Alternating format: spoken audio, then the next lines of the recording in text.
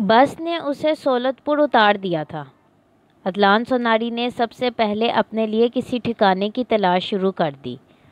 سولت پور اچھا خاصا قصبہ تھا، شہر اور قصبے کی ملی جلی شکل تھی اس کی، پھر بھی عدلان سوناری نے اپنے لیے ایک سرائے منتخب کی۔ سرائے کے کمرے میں ایک پلنگ پر لیٹ کر وہ اپنے ماضی کو یاد کرنے لگا۔ بہت پرانی بات تھی جب وہ بھی کسی ماں کا بیٹا تھا، کسی باپ کا لختے جگر کہلاتا تھا۔ اور بھی بہن بھائی تھے جو ایک بھرپور اور اچھی زندگی گزار رہے تھے، لیکن اس کے لچھن بگڑتے چلے گئے۔ زمیندار ہونے کی حیثیت سے اس نے بہت سو کو نقصان پہنچایا۔ برے لوگوں کی صحبت اسے کہیں سے کہیں لے گئی، یہاں تک کہ گھر سے دور ہو گیا۔ باپ اور بھائیوں نے اسے اپنے لیے ایک گالی تصور قرار دے دیا اور وہ ڈاکو بن گیا۔ وہ ڈاکے ڈالتا رہا، گروہ کا سربراہ بن گیا، لیکن شروع سے ہی پراسرار علوم سے دلچسپی تھی۔ ایک طرف وہ ایک بے رحم ڈاکو تھا تو دوسری طرف اس نے اپنا ایمان بیچ کر بہت سے پراسرار علوم حاصل کیے اور اس کے لیے وہ تمام گندگی اختیار کر لی جو کالے جادو کے سلسلے میں ہوا کرتی ہے۔ لیکن اسے بہت کچھ حاصل نہیں ہو سکا تھا، اس کی فطرت میں حرص اور لالچ بری طرح رچا ہوا تھا۔ وہ دوسروں سے ان کا سب کچھ چھین لینا چاہتا تھا۔ اسی طرح یہ سفر جاری رہا، یہاں تک کہ ایک بار اس کا پورا گروہ ختم ہو گیا اور اس نے راجہ ہدایت خان کا روپ اختیار کر لیا۔ ریاست علی خان اور فرزان وغیرہ اس کی زندگی میں آئے۔ ریاست علی خان تو بیچارہ ختم ہو گیا، لیکن فرزان کو، جس نے ماضی کے راز جاننے کا علم حاصل کر لیا تھا، اس نے مجبور کیا کہ وہ اپنا علم اسے دے دے۔ فرزان تیار نہیں ہوا تو اس نے اس کا جسم چھین لیا اور اسے ایک جگہ محفوظ کر دیا۔ البتہ فرزان اپنے علم کے سہارے دوسروں کے اجسام میں زندگی گزارتا رہا۔ عدلان سوناری کی سب سے بڑی آرزو تھی کہ فرزان کو قابو میں کر کے اس سے اس کا علم چھین لے، مگر اسے ثنا مل گئی۔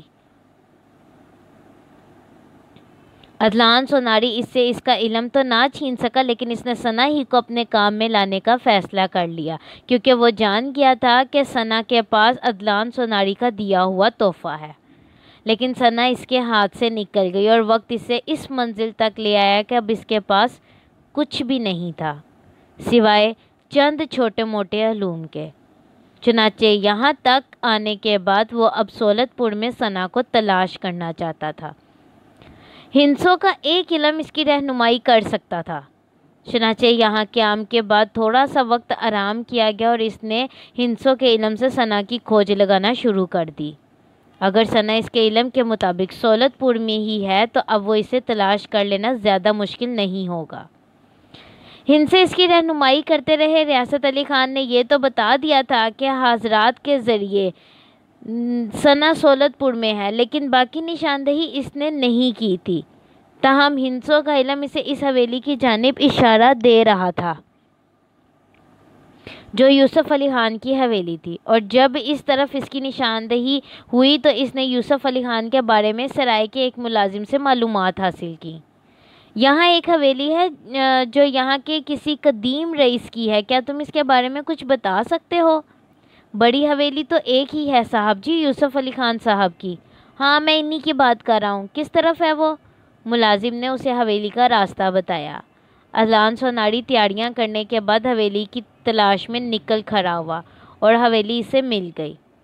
اب حویلی میں داخل ہونے کا معاملہ تھا، چنانچہ اس نے اپنے آپ کو ایک سیاح ظاہر کیا اور حویلی کے چوکیداروں کو انعام و اکرام دے کر ان سے کہا کہ اسے اس شاندار حویلی کی سیر کرا دی جائے۔ اس کی تقدیر نے اس کا ساتھ دیا تھا کہ اسے ثنا مہرینہ اور فراز کے ساتھ حویلی کے مغربی حصے میں جاتی ہوئی نظر آ گئی۔ عدلان سوناری کا سارا خون اس کی آنکھوں میں سمٹ آیا تھا۔ اس نے خونی نگاہوں سے ثنا کو دیکھا اور اس کے منہ سے بڑبڑاہٹ نکلی۔ تو یہاں چھپی ہوئی ہے؟ دیکھ لے کس طرح میں نے تجھے تلاش کیا ہے، اور اب میں تجھے یہاں سے حاصل کیے بغیر نہیں جاؤں گا۔ چوکیداروں نے اسے کہا، صاحب جی، بغیر اجازت کسی کو حویلی میں لانا ہمارا بہت بڑا جرم ہے۔ اب آپ یہاں سے نکل چلیے، اگر کسی بڑے نے دیکھ لیا تو ہماری مصیبت آ جائے گی۔ ہاں، تمہاری مہربانی، بڑی خوبصورت جگہ ہے۔ عدلان سورانی نے چاروں طرف دیکھتے ہوئے کہا، اس نے چالاکی سے ایک ایسی جگہ دریافت کر لی تھی جہاں سے وہ بعد میں حویلی میں داخل ہو سکتا تھا۔ شہریار بری طرح چکرایا ہوا تھا۔ رمضان ٹائیگر اب واحد آدمی نہیں تھا جو اس کا ساتھی تھا، بلکہ رمضان ٹائیگر نے جو حرکت کی تھی وہ ایسی تھی کہ شہریار اس کی کھال اتار کر پھینک دے۔ ہریالے تو غدار تھا اور شہریار نے طے کر لیا تھا کہ ہریالے کو اس طرح نہیں چھوڑے گا۔ یہاں سے جانے کے بعد چاروں طرف آدمی دوڑا دیے گئے اور اسے تلاش کر کے دم لے گا، یعنی یہی شہریار کا مقصد تھا۔ لیکن رمضان ٹائیگر نے ابھی بھی اس وقت جو کیا تھا وہ ناقابل معافی تھا۔ بھلا اس کی بات کو اس طرح ٹکرا دیا جائے دوسروں کی باتوں میں آ کر۔ کمرے سے باہر نکل کے اس نے سب سے پہلا سوال رمضان ٹائیگر سے یہی کیا تھا، تو وہ باجی جان ہے تیری؟ صاحب جی، بس یہی ایک بہت بڑی خرابی ہے کہ آپ کے ٹائیگر میں اگر کوئی خوبصورت لڑکی روتی ہوئی نظر آ جائے تو ٹائیگر بلی بن جاتا ہے۔ یہ میری کمزوری ہے صاحب جی۔ اپنے ٹائیگر کو آپ جس طرح چاہیں سزا دے لیں، اس سے پہلے کبھی آپ کی حکم عدولی نہیں کی گئی۔ صاحب جی، کیا آپ جانتے ہیں دوسرے کمرے میں جا کر اس نے مجھ سے کیا کہا؟ کیا کہا؟ کہنے لگی، تم میرے بھائی کی ہم شکل ہو۔ میں نے جب تمہیں پہلی بار دیکھا تھا تو مجھے اپنا بھائی یاد آ گیا تھا جو جوانی میں مر گیا تھا۔ مجھ سے کہنے لگی، رمضان تم اگر مجھ سے شادی کر لو گے تو میرا خیال تم سے نہیں مل سکے گا، یعنی میرا دل بھی تم سے نہیں مل سکے گا اور میرے خیالات بھی نہیں۔ جب بھی میں تمہیں دیکھوں گی مجھے اپنا بھائی یاد آئے گا۔ میرے بھائی، مجھے ایک بار بہن کہہ دو، بس ایک بار بہن کہہ دو۔ یہ کہہ کر صاحب جی وہ ایسا روئی کہ بس اپنا دل پگھل گیا اور میں پانی ہو گیا۔ صاحب جی جوتے لگا لو، پر اس نے بھائی کہہ دیا تو ہم اسے کیسے بیوی بنا سکتے تھے؟ سارے کے سارے ایک جیسے ہو گئے ہو تم۔ بے عزتی ہو رہی ہے میری، لیکن یہ بے عزتی کہیں تک محدود، بلکہ یہیں تک محدود نہیں رہے گی۔ شہریار کو بعد میں یہ احساس ہوا کہ یہاں کے لوگوں نے اب اس سے بہت زیادہ لاپرواہی برتنا شروع کر دی ہے۔ صبح ناشتے کی میز پر شہریار معمول کے مطابق پہنچا تھا۔ ناشتہ بھی لگ گیا تھا، لیکن ناشتے پر کوئی نہیں آیا۔ ایک ملازم نے کہا، صاحب آپ ناشتہ کریں، آج دادا ابو نے ناشتہ اپنے کمرے میں کر لیا ہے۔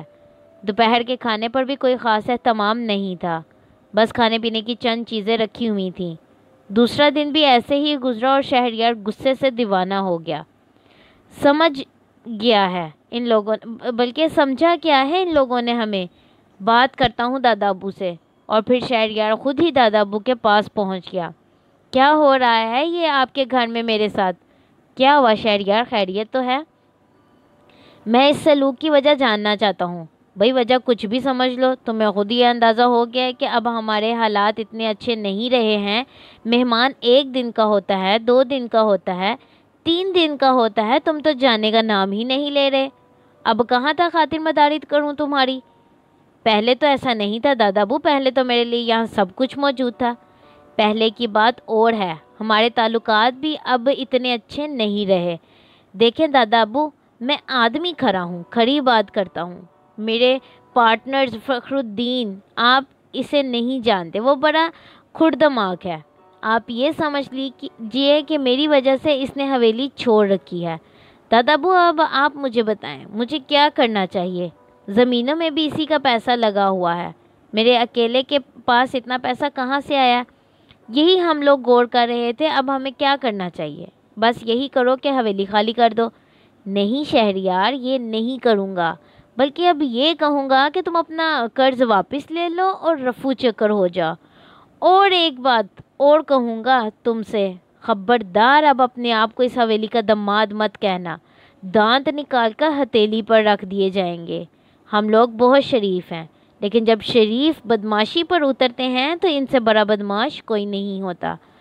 دادا ابو مجھ سے کہہ رہے ہیں یہ بات؟ مجھ سے؟ میرے دانت نکال دیے جائیں گے؟ ہے کسی کی مجال؟ ہاں ہے، اسی لیے کہہ رہا ہوں۔ بولو کب تک دانت نکلواؤ گے اپنے؟ یوسف علی خان نے کہا اور شہریار بوکھلائی ہوئی نگاہوں سے ایک ایک کی صورت دیکھنے لگا۔ پھر بولا، مہرین تم سن رہی ہو میرے ساتھ کیا ہو رہا ہے؟ سن رہی ہو تم؟ مہرین نے کوئی جواب نہیں دیا، ویسے بھی وہ شہریار سے کبھی نہیں بولتی تھی۔ شہریار نے کہا، آپ لوگ تھوڑے دن پہلے تو بھیگی بلی بنے ہوئے تھے، اب یہ اچانک سینہ کیسے تان لیا آپ نے؟ شہریار تم سے صرف ایک بات کہی ہے، اپنا قرض بلکہ اپنا قرض وصول کر لو، ایک ایک پائی ادا کر دیں گے۔ تم ایسا کرو، فخر الدین کو بلا لو، اس سے کہو کھاتے لیتا آئے اور ساری زمینیں وغیرہ خالی کر دے۔ میں ایس ایس پی صاحب کو فون کرتا ہوں، شہر سے نفری لے کر آ جائیں اور زمینوں کا چارج ہمیں دلوا دیں، ہم ان کی موجودگی میں سارا قرض ادا کریں گے۔ ایس ایس پی صاحب کو بلا لیں آپ، میں اپنے وکیل صاحب کو بلا لیتا ہوں، اور ایک بات آپ سن لیجئے، اگر میرے قرضے کی ایک ایک پائی نہ ادا ہوئی تو حویلی تو خیر خالی کرا ہی لی جائے گی، آپ کے خلاف حتک عزت کا مقدمہ بھی دائر کیا جائے گا، سمجھ گئے آپ؟ جب میں تم سے کہہ رہا ہوں کہ تمہارا قرض واپس کر دوں گا تو پھر فضول باتیں کیوں کر رہے ہو؟ کھاتے منگوا لو، فخر الدین کو بلا لو، کیا سمجھے؟ ہم تمہارا قرض اتارنا چاہتے ہیں تو اتار دیں گے۔ جانتے ہو کتنا ہے؟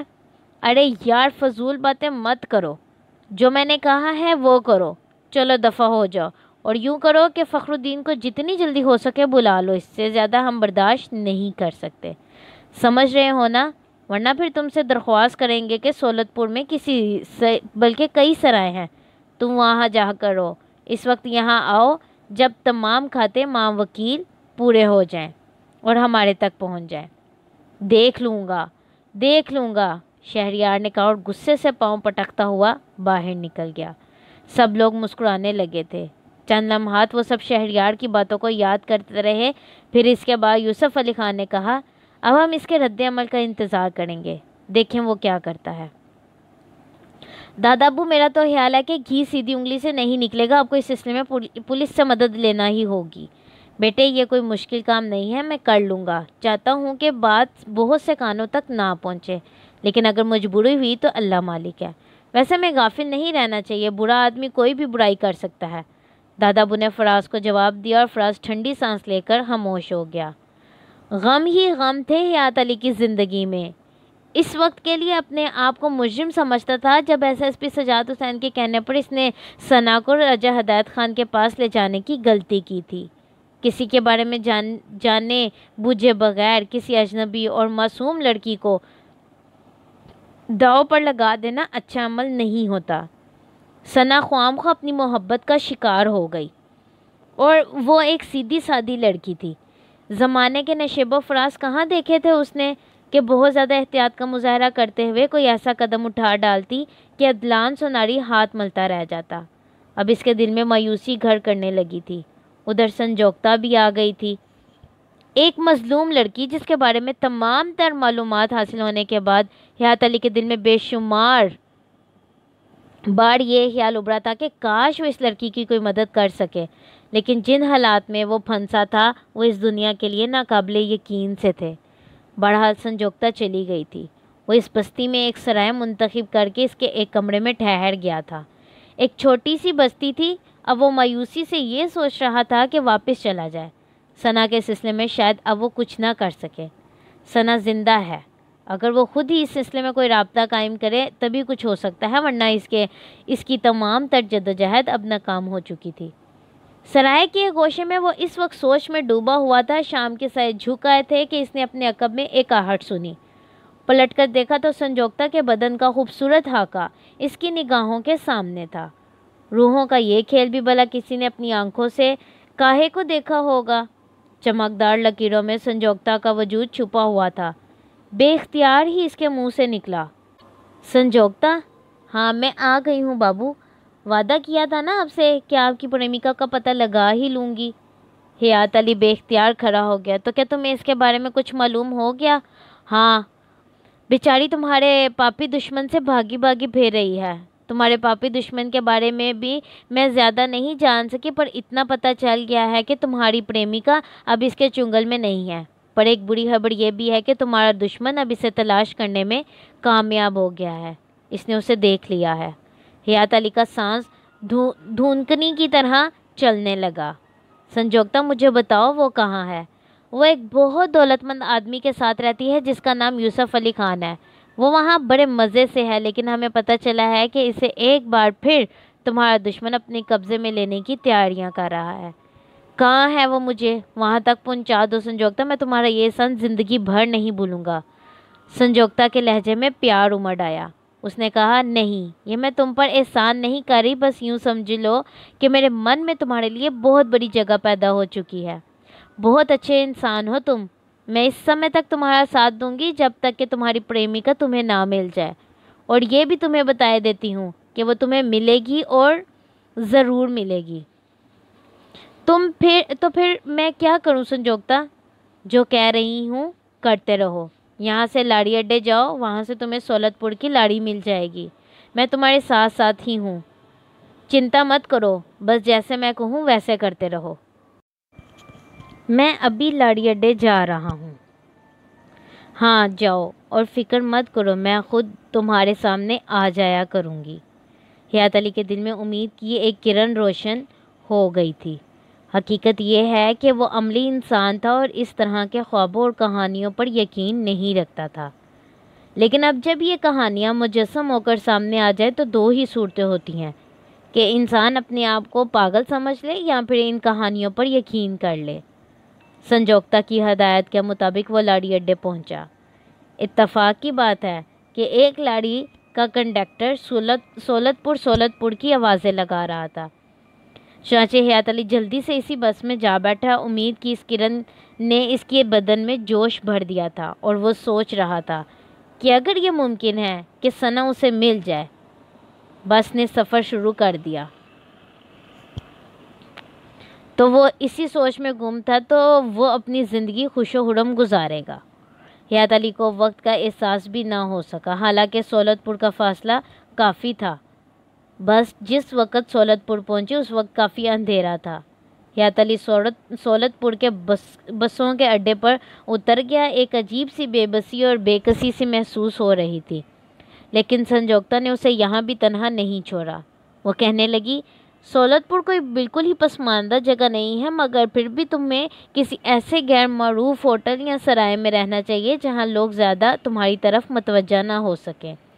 میں تمہاری رہنمائی کرتی ہوں، چلے آؤ میرے پیچھے پیچھے۔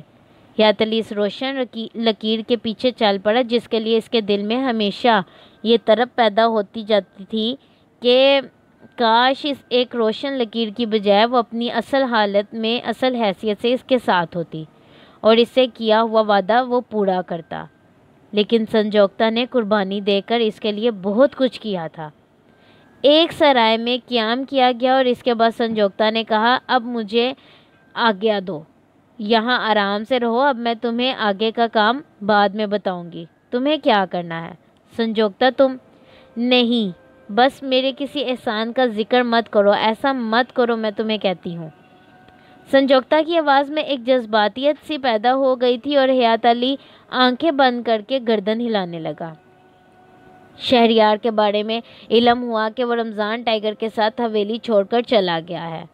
جب بھی آتا تھا بڑے ساز و سامان کے ساتھ آتا تھا۔ سامان اب بھی وہیں موجود تھا، لیکن رات کے کھانے پر شہریار موجود نہیں تھا، پھر دوسرے دن صبح میں بھی نہیں تھا۔ یہ اطلاع یوسف علی خان تک پہنچی تو انہوں نے فوراً ہی مجلس سے مشاورت طلب کر لی۔ یقیناً اس کا یہاں سے غائب ہونا بے مقصد نہیں ہوگا، ہمیں اب ہوشیار رہنا چاہیے۔ دادا ابو، آپ ایس پی صاحب کو ضرور طلب کر لیں، بس ان سے کہہ دیں کہ کوئی ضروری کام نہیں ہے، بلکہ یا یہ کہہ دیں کہ ایک چھوٹا سا ضروری کام ہے اور وہ یہاں پہنچ جائیں۔ اصل بات اس وقت تک نہ بتائی جائے جب تک کہ شہریار کی طرف سے گھٹیا کارروائی نہ ہو۔ ویسے وہ زیادہ سے زیادہ کیا کرے گا؟ نہیں، خیر کر تو کچھ بھی نہیں سکتا، اگر آپ چاہیں تو میں کوئی اور بھی بندوبست کر لوں۔ نہیں بیٹا، ابھی اس کی ضرورت نہیں ہے۔ کیوں ثنا، آپ کیا کہتی ہیں اس بارے میں؟ آپ کا کیا خیال ہے؟ دادا ابو، یہ تو آپ ہی کو سوچنا ہوگا، آپ یقین کریں میں ان معاملات میں ذرا بھی علم نہیں رکھتی۔ ٹھیک ہے، اللہ بہتر کرے گا۔ اب کوئی ہم موم کے بنے ہوئے تو ہیں نہیں کہ کسی کی کوششوں سے پگھل جائیں گے۔ دیکھیں گے کیا صورتحال بنتی ہے یا رہتی ہے، نپٹ لیں گے انشاءاللہ۔ اللہ تعالیٰ ہر صورتحال میں ہمارے ساتھ ہے۔ لیکن صورتحال کا زیادہ عرصے تک انتظار نہیں کرنا پڑا۔ غالباً یہ تیسرے دن کی بات ہے جب چوکیداروں نے اطلاع دی کہ شہریار 8-10 افراد کے ساتھ آیا ہے اور اپنے کمروں کی طرف چل پڑا ہے۔ दादा अबू ने फराज, सना और महरीन को तलब कर लिया था। फिर वो इंतज़ार करते रहे, यहाँ तक कि वो 8-10 आदमी, जिनमें से कई शक्ल से ही गुंडे मालूम होते थे, इनमें से एक फ़खरुद्दीन भी था और दूसरे काले कोट वाले वकील साहब थे, ये तमाम अफराद दादा अबू की इजाज़त से दादा अबू के कमरे तक पहुँचे। शहरयार ने सना, महरीन और फराज को देखते हुए कहा, दादा अबू, मैं तन्हाई में आपसे बात करना चाहता हूँ। मैं तन्हा ही हूँ शहरयार, ये लोग तो मेरे दस्ते बाजू हैं, इनसे अलग रहकर मैं भला क्या बात कर सकता हूँ। शहरयार ने तंजिया लहजे में कहा, महरीन तो चलो मान लेता हूँ कि आपकी पोती है, मगर ये दोनों दस्ते बाजू अजीब है, जिनका कोई अता पता नहीं है। तुम्हें इन पर तबसरा करने की ज़रूरत नहीं है शहरयार, तुम बताओ, ये फ़ौज ज़फ़र मौज चढ़ा कर लाए हो मेरे ऊपर। दादा अबू, ये वो लोग हैं जो अच्छे अच्छों की ईंट से ईंट बजा दिया करते हैं, ढोल ताशे वाले हैं। शक्ल से तो मुझे लफंगे लगते हैं, तुम इन लफंगों को लेकर मेरे घर आए हो। जाहिर है तुम्हारे अपने अजीज़ व अकारब होंगे, मैं क्या कह सकता हूँ। चलिए बैठिए आप लोग, हालांकि आप इस काबिल नहीं हैं कि हवेली के दरवाजे से भी अंदर कदम रख सकते, मगर खैर। वो अफराद एक दूसरे की शक्ल देखने लगे थे, इनमें से कुछ के चेहरों पर गुस्से के आसार भी नमूदार हुए थे। शहरयार ने कहा, बहुत चहक रहे हैं दादा अबू, चलिए छोड़िए, वकील साहब बात करें, आप इसे पहचानते हैं? यह फ़खरुद्दीन है, इसी की दौलत पर दादा अबू आप फन गाड़े बैठे हुए हैं। बदतमीज़ी करोगे तो इतने जूते लगाऊंगा कि ज़िंदगी भर मुंह सीधा करके बात नहीं कर सकोगे। इतना कमज़ोर मत समझ लेना मुझे, तुम ये चंद गधे लाए हो, यहाँ मेरे पास पूरी फ़ौज मौजूद है। मुलाजिमों ही से कह दूंगा तो तुम्हें यहाँ से निकल कर नहीं जाने देंगे।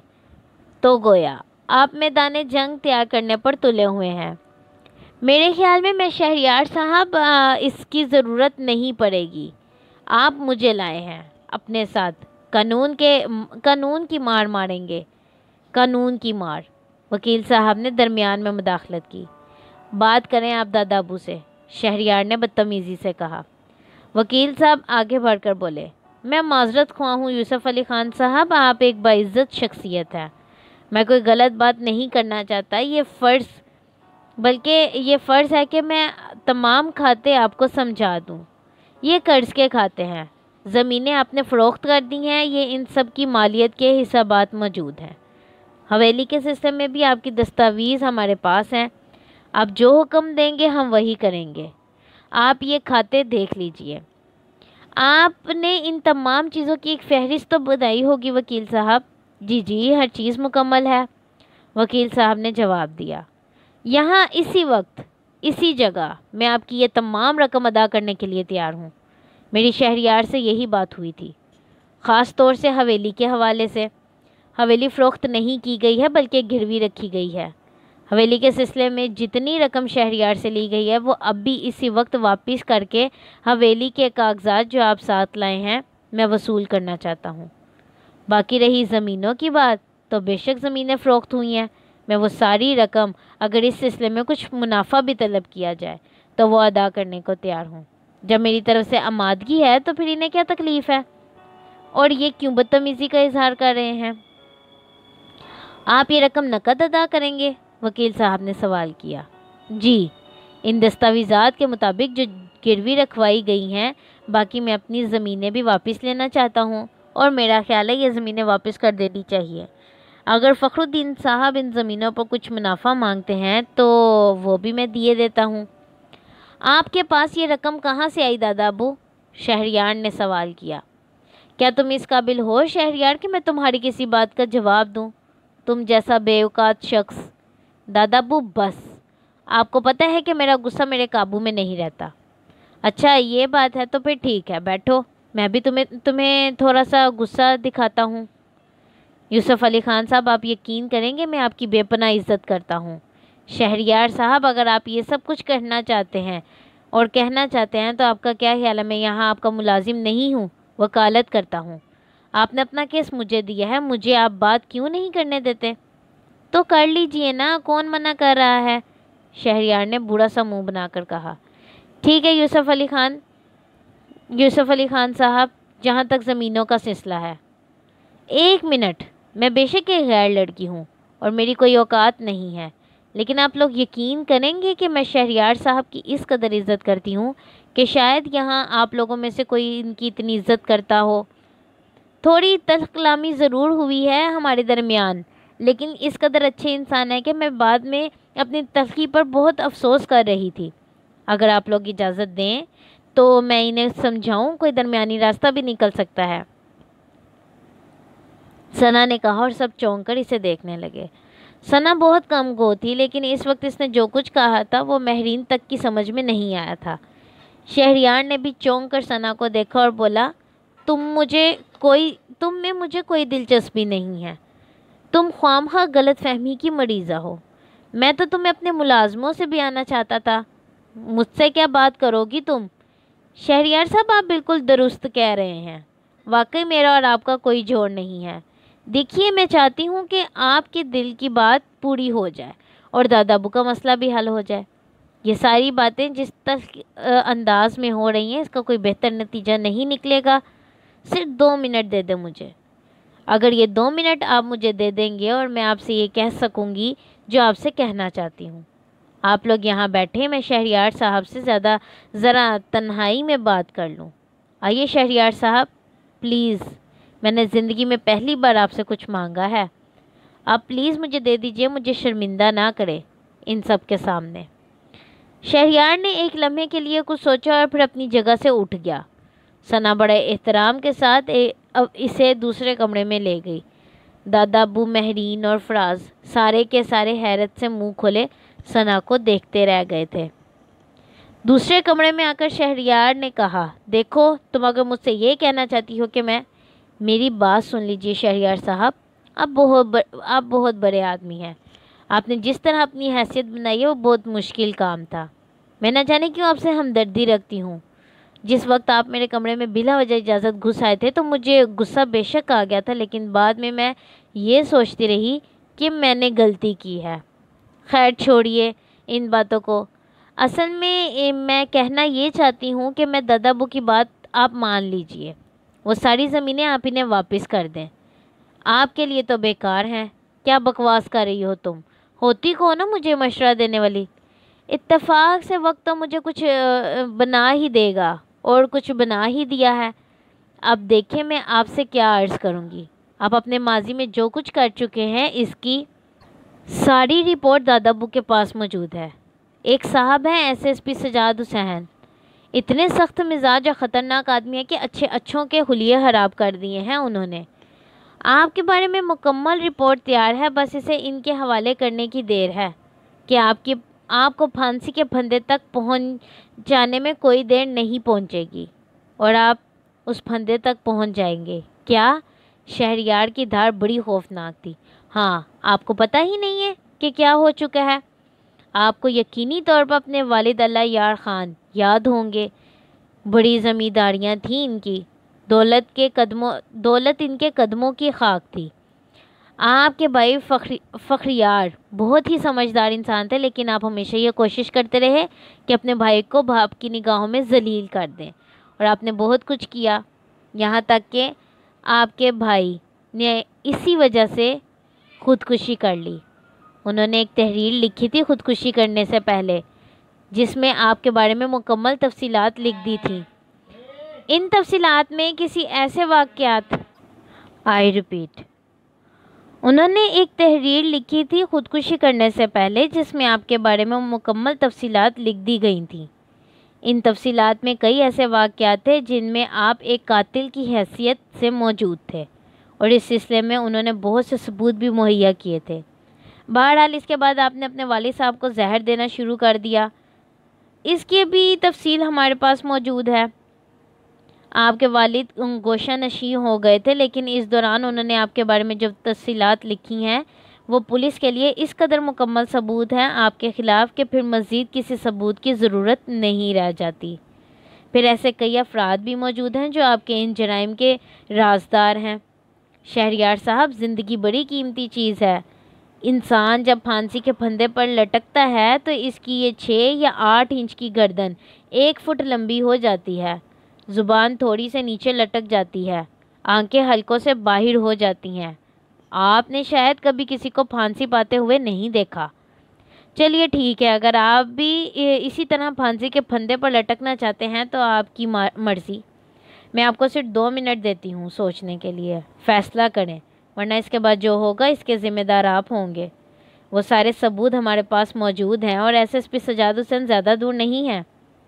شہریار کا تو رنگ پیلا پڑ گیا تھا، آنکھوں سے شدید خوف کا اظہار ہو رہا تھا۔ وہ دہشت بڑی نگاہوں سے ثنا کو دیکھ رہا تھا۔ پھر اس نے کہا، یہ ساری باتیں تو تمہیں کیسے پتہ چلیں؟ 2 منٹ میں سے صرف 45 سیکنڈ گزر چکے ہیں، یعنی 2 منٹ میں سے تقریباً 45 سیکنڈ گزر چکے ہیں۔ آپ دیکھ لیں، میری بات تو سنو۔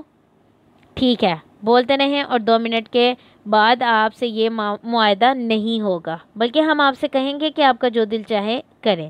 آپ حویلی خالی کرانے کی بات کریں، زمینوں پر قبضے رکھیں، باقی ساری باتیں آپ کے اپنے حق میں ہیں۔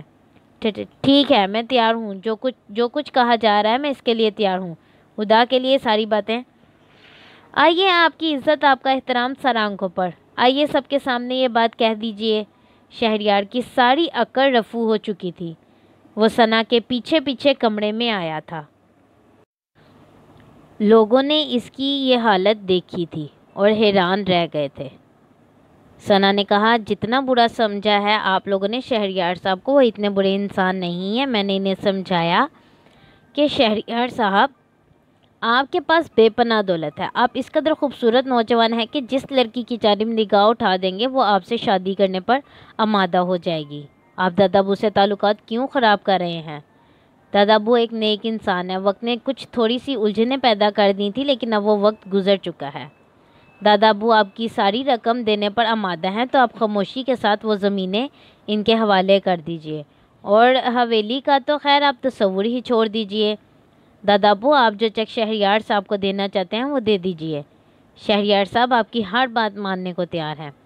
ہاں، میں تیار ہوں، شہریار نے نرم لہجے میں کہا، اور اس کے ساتھ آئے ہوئے لوگوں کے منہ حیرت سے کھل گئے۔ بہرحال اس کے بعد حساب کتاب ہوئے، سب لوگ شریک تھے۔ شہریار نے ان تمام دستاویزات پر دستخط کر دیے جن کے تحت وہ اپنے قرضے وصول کرنے کا اعتراف کر رہا تھا۔ یہ سارے کام ہونے کے بعد شہریار نے کہا، میں اجازت چاہتا ہوں دادا ابو، مجھ سے جو گستاخیاں ہوئیں مجھے معاف فرما دیجیے گا۔ اچھا ثنا بی بی، آپ بھی براہ کرم مجھے معاف کر دیجیے گا، مجھے اجازت دیجیے۔ شہریار چلا گیا، ثنا بھی اپنے کمرے میں چلی گئی، لیکن دادا ابو بڑے فکر مند بیٹھے ہوئے تھے۔ مہرین نے ان سے سوال کیا، دادا ابو کیا بات ہے؟ اب تو آپ کو خوش ہونا چاہیے۔ دادا ابو نے کہا، میں خوش ہوں مہرین، لیکن اب ایک بات میں تم سے کہوں، یہ لڑکی انسان نہیں ہے، یہ یقینی طور پر فاخرہ کی بیٹی کی روح ہے۔ مہرین، ہم نے اس کا وہ احترام نہیں کیا جو کرنا چاہیے تھا۔ ارے وہ تو روز اول سے ہمارے معاملات حل کرتی چلی آ رہی ہے۔ مہرین، اب بھی وہم کا شکار ہوں، یعنی میں اب بھی وہم کا شکار ہوں۔ خود مہرین بھی گہری سوچ میں ڈوب گئی تھی۔ عدلان سوناری بڑی احتیاط کے ساتھ یوسف علی خان کی کوٹھی میں داخل ہوا تھا۔ وہ اس وقت بڑی پھرتی کا مظاہرہ کر رہا تھا۔ ثنا کے کمرے کے سامنے پہنچ کر وہ رکا۔ اس نے ادھر ادھر دیکھا، پھر ثنا کے کمرے کے دروازے کے ہینڈل کو آزمایا، دروازہ کھل گیا۔ وہ بڑی احتیاط سے اندر داخل ہوا۔ اس کے ساتھ میں ایک شیشی تھی، اس کا ڈھکن کھول کر اس نے بستر پر سوئی ہوئی ثنا کی ناک کے سامنے کر دیا۔ ثنا نے کچھ ہل جل کے بعد اور 1-2 بار گردن ادھر ادھر پٹکنے کے بعد بے حواس ہو گئی۔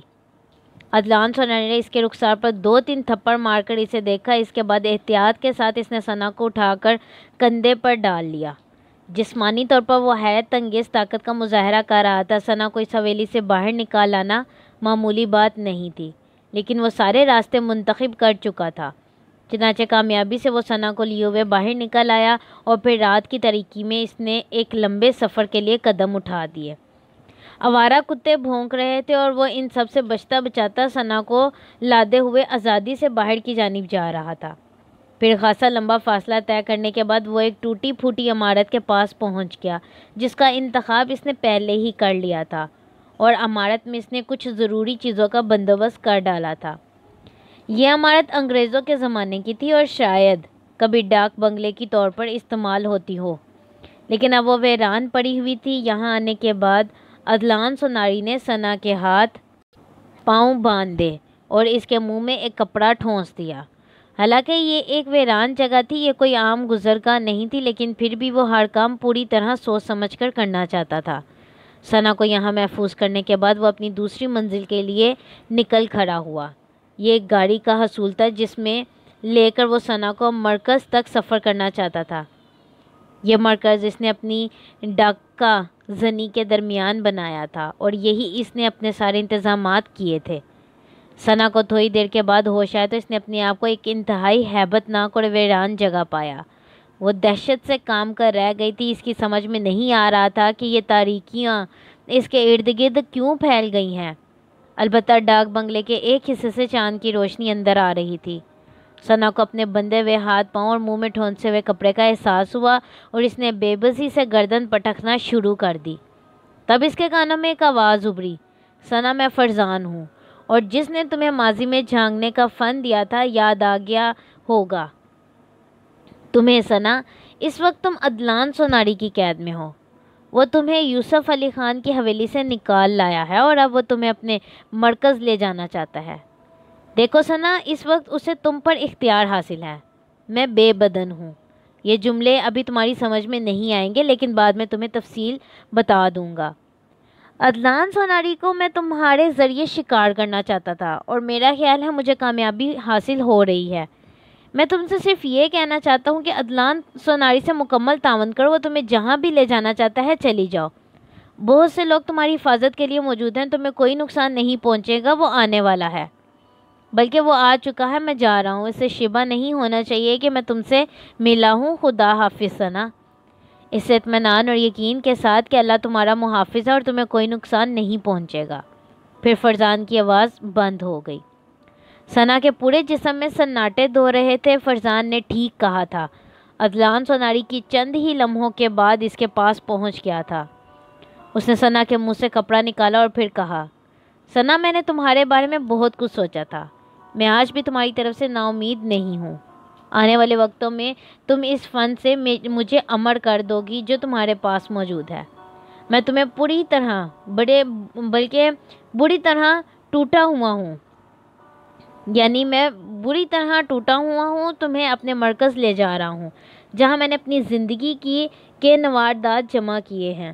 مگر ایک بات تمہیں بتائے دیتا ہوں، اگر تم نے اس بار بھی مجھ سے غداری کرنے کی کوشش کی تو میں تمہیں وہ سزا دوں گا جو کسی بھی عورت کے لیے بدترین سزا ہوتی ہے، اور اس کے بعد تم سے تمہاری زندگی چھین لوں گا۔ میں اب ان حالات تک پہنچ چکا ہوں۔ ثنا نے آنکھیں بند کر کے گردن جھکا دی تھی۔ دوسری طرف سنجوگتا حیات علی کی رہنمائی کر رہی تھی۔ صحیح معنوں میں اس نے حیات علی کی محبت کا صلہ دیا تھا۔ ایک روح کی حیثیت سے اب اسے کافی معلومات حاصل ہو چکی تھی، چنانچہ اس کا رخ بھی مرکز ہی کی جانب تھا، اور یہ مرکز بلند و بالا پہاڑوں کے درمیان واقع تھی۔ ایک بہت بڑے غار میں اس وقت ثنا اور عدلان سوناری موجود تھے۔ جب حیات علی سنجوگتا کی رہنمائی میں وہاں پہنچا تھا، عدلان سوناری کسی ایسے عمل میں مصروف تھا جس سے اسے کچھ نئی قوتیں حاصل ہو جائیں، لیکن فرزان نے جو جال بچھایا تھا وہ معمولی نہیں تھا۔ فرزان نے ثنا کو ہدایت دینے کے بعد اپنا دوسرا ساتھی سجاد حسین کو منتخب کیا تھا، اور فرزان ہی کی رہنمائی میں سجاد حسین نے اس وقت پولیس کی بہت بڑی نفری کے ساتھ اس غار کو گھیرے میں لے لیا تھا جس میں عدلان سوناری کا مرکز تھا۔ عدلان سوناری اس وقت ایسی کیفیت میں تھا کہ اسے مردہ بدستِ زندہ کہا جا سکتا تھا، یعنی وہ اپنے عمل میں اپنے آپ کو ڈبو چکا تھا اور اسے نہیں معلوم تھا کہ باہر کی دنیا میں کیا ہو رہا ہے۔ سب سے پہلا وار اس پر حیات علی نے کیا تھا، کیونکہ اس نے ثنا کو ایک طرف بندے بیٹھے دیکھا تھا۔ عدلان سوناری نے ثنا کے منہ سے کپڑا بے شک نکال دیا تھا، لیکن اس کے ہاتھ پاؤں نہیں کھولے تھے، اور ثنا کی نگاہیں اس تابوت پر جمی ہوئی تھی جو ایک طرف رکھا ہوا تھا۔ عین اسی وقت ایس ایس پی سجاد حسین نے پولیس کے 15-20 جوانوں کے ساتھ اندر داخل ہو کر عدلان سوناری کو للکارا تھا، اور عدلان سوناری نے آنکھیں کھول دی تھی۔ پھر اچانک ہی وہ اپنی جگہ سے اٹھ کھڑا ہوا۔ اس کا بدن ایک دم پھولنے لگا تھا اور چہرہ خوفناک ہوتا جا رہا تھا۔ غالباً وہ کوئی جادوئی عمل کرنا چاہتا تھا، لیکن ایس ایس پی سجاد حسین کو ایک بار اس کا تجربہ ہو چکا تھا، چنانچہ انہوں نے اس کا رسک نہیں لیا اور ان کا ریوالور جو 9 گولیوں والا تھا عدنان سوناری کے بدن پر خالی ہو گیا۔ 9 سوراخ ہو گئے تھے اور ان سوراخوں سے خون کی دھاریں نکل رہی تھیں۔ زمین لال و لال ہو چکی تھی۔ حیات علی پیچھے ہٹ گیا تھا۔ سب کا مرکز ایک ہی تھا اور موت عدنان سوناری کو اس کے مرکز پر لے آئی تھی۔ سنجوکتا نے حیات علی کے کان میں کہا، میں جا رہی ہوں، تمہیں تمہاری پریمکا مبارک ہو۔ عدنان سوناری کی لاش وہاں سے اٹھا لی گئی۔ ثنا کے ہاتھ پاؤں کھولے گئے تو اسے اپنے کانوں میں ایک سرگوشی سنائی دی، ثنا، میں فرزان ہوں، اس تابوت میں میرا جسم قید ہے، براہ کرم اس تابوت کو کھول دو۔ ثنا نے حیات علی کو اشارہ کیا اور حیات علی جو ابھی ثنا کے ہاتھ پاؤں کھول کر فارغ ہوا تھا، ثنا کے ساتھ اس تابوت کی جانب بھر گیا۔ تابوت میں انسانی جسم موجود تھا، بالکل اس طرح جیسے کوئی آرام کی نیند سو رہا ہو۔ ثنا اور حیات علی کے ساتھ ساتھ سجاد حسین بھی اسے دیکھتے رہے۔ چند لمحوں کے بعد فرزان کے جسم نے آنکھیں کھول دیں اور پھر وہ فوراً ہی تابوت سے نکل آیا۔ اس نے ان لوگوں کو دیکھا اور سجاد حسین سے بولا، جناب علی، میں کوئی مجرم نہیں ہوں، بس میری ایک چھوٹی سی داستان ہے، کیا آپ مجھے اجازت دیں گے کہ میں کچھ کہوں؟ ہم سب تمہارے ساتھ ہی چلیں گے، تم فرزان ہو نا؟ جی، جہاں تم چاہو ہم تمہیں وہاں چھوڑ دیں گے۔ عدنان سوناری کی لاش ایک گاڑی میں رکھوائی گئی اور لشکر خوشی و خرم یہاں سے واپس چل پڑا۔ حیات علی نے کئی بار سنجوکتا کو آواز دی تھی لیکن وہ چمکدار حولہ اس کے سامنے نہیں آیا۔ راجہ ہدایت خان کی حویلی میں رانیہ اور شمشاد علی نے سب لوگوں کو دعوت دی تھی۔ راجہ ہدایت خان نے رانیہ کو اس کا تمام تر حق دینے کا اعلان کر دیا تھا۔ شمشاد علی کو بھی بڑی محبت سے بہت خوش آمدید کہا گیا تھا۔ بہرحال سب لوگ خوش تھے۔ حیات علی کو اس کی منزل مل گئی تھی۔ سجاد حسین بھی اس تقریب میں شریک تھے لیکن فرزان کے بارے میں ان لوگوں کو علم نہیں تھا، جبکہ وہ بھی ایک اہم کردار تھا۔ البتہ فرزان اس وقت ثنا کو ملا جب ثنا اپنے کمرے میں تنہا تھی۔ اس نے ثنا سے کہا، ثنا، مجھے پہچان تو گئی ہوگی، اسپتال میں نے مجبوری کی حالت میں تمہارے پاس اپنی ایک امانت رکھوائی تھی، یعنی ماضی میں دیکھنے کا فن۔ ثنا، حقیقت یہ ہے کہ انسان کو اپنی پہنچ سے آگے نہیں بڑھنا چاہیے۔ ماضی کے بارے میں جاننے کا فن اپنی جگہ، میری خواہش تھی کہ میں مستقبل میں بھی جھانکنا سیکھ لوں، لیکن ماضی ہی کے فن نے مجھے اس قدر عبرت دلا دی ہے کہ اب میں تائب ہو چکا ہوں۔ میں تم سے اپنی امانت واپس لینے آیا ہوں، میری آنکھوں میں دیکھو۔ اور کچھ لمحوں کے بعد ثنا کو یہ محسوس ہوا جیسے کوئی چیز اس کے دماغ سے نکل گئی ہو۔ پھر اس کے بعد اس نے زندگی میں ماضی کا کوئی خواب نہیں دیکھا تھا، اور فرزان کی آنکھیں جو ہمیشہ ثنا کی آنکھوں میں جاگتی رہتی تھی ہمیشہ کے لیے بند ہو گئیں۔